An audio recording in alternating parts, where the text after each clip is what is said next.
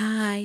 Leg பீஸை நம்ம fry பண்ணி தானே சாப்பிட்ருப்போம். லெக் பீஸ் கிரேவி செஞ்சு பார்த்து சாப்பிட்ருக்கீங்களா? செம்ம டேஸ்ட்டாக இருக்கும். வாங்க ட்ரை பண்ணலாம். என்றைக்குமே லெக் பீஸ் மேலே இருக்க தோல் இல்லாமல் செஞ்சால் தான் நல்லாயிருக்கும். நல்லா மஞ்சத்தூள் போட்டு வாஷ் பண்ணிவிட்டு நல்லா கீறி விடுங்க. அப்போ தான் மசாலாலாம் உள்ளே போகும். கிரேவி செய்கிறதுக்கு ஒரு 1/2 அன் ஹவர் முன்னாடியே நம்ம லெக் பீஸை வந்து மேக்னேட் பண்ணி வைக்கணும். ஸோ மேக்னேட் பண்ணுறதுக்கு என்ன மசாலா வேணும்னா மிளகாத்தூள், மஞ்சத்தூள், உப்பு, லெமன், இஞ்சி பூண்டு. லெமனுக்கு பதிலாக கெட்டியான தயிர் இருந்தால் அது யூஸ் பண்ணிக்கோங்க. அது ஒரு டேஸ்ட்டாக இருக்கும். பீஸ் அந்த மசாலாவில் போட்டு நல்லா ஊற வச்சுருங்க ஒரு 1/2 அன் ஹவருக்கு. 2 லெக் பீஸ்க்கு இந்த குவான்டிட்டி. ஒரு பெரிய வெங்காயம், கருவேப்பிலை, 1 ஸ்பூன் இஞ்சி பூண்டு, ஒரு தக்காளி, அப்புறம் நம்ம ஊற வச்சுருக்க அந்த லெக் பீஸ் எடுத்து போட்டு ஒரு வதக்கணும். அந்த வெங்காயம் தக்காளியோடு சேர்த்து வெங்காயம் தக்காளியோடு நல்லா வதக்குனதுக்கப்புறம் ஒரு 1/2 spoon garam masala, 1 spoon chicken masala, கொஞ்சோண்டு ஆயில் ஊற்றி நல்லா வந்து ஒரு 10 மினிட்ஸ்க்கு மூடி வச்சுருங்க.